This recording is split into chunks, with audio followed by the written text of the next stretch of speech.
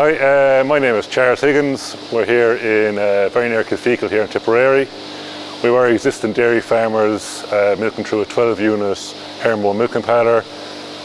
We formed a partnership with my father and mother back there in August, and I came back to the family farm. We installed 2 Lely robots there at the back end of last year. On the 8th of December we put our first cow through. We're milking 101 cows now at the minute and hope to push up to maybe 120, 130 in the next 4 to 5 years. As well as my background is that I'm a civil engineer, construction manager. So I have a very young family. I have 2 kids under 2 at the moment. And it would have been a massive commitment to myself to come back full-time farming, to be milking twice a day, 7 days a week.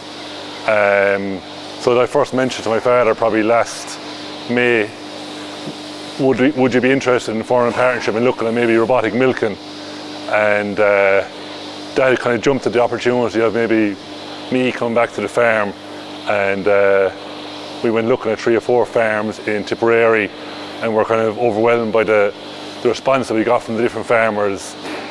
It's a really lifestyle kind of change.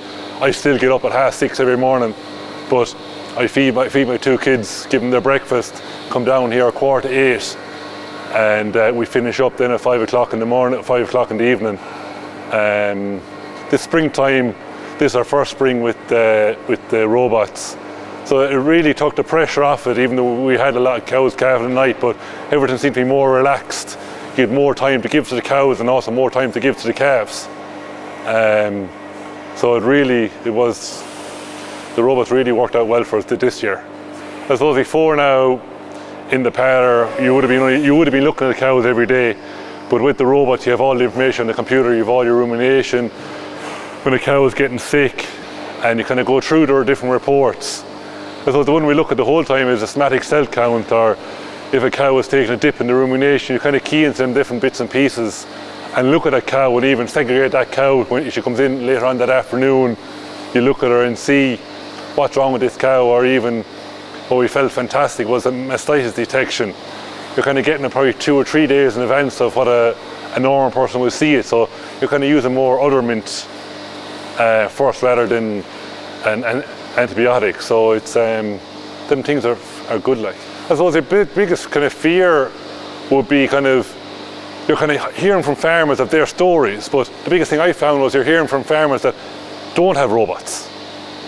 Like Ma'am heard one day there, maybe last October, November time, you're going to have to cull maybe 20% of your cows. Today we haven't culled any of our cows. So it's all them kind of myths that they're coming from farmers, but they're not coming from robotic farmers, which is a bit funny. Like, we would have had an existing about 100 cubicles here, and there were kind of 3 or 4 different sheds. We said that we'd actually remove the sheds and create one big shed. We installed one 140-foot tank at the front of the robots and have everything under one roof.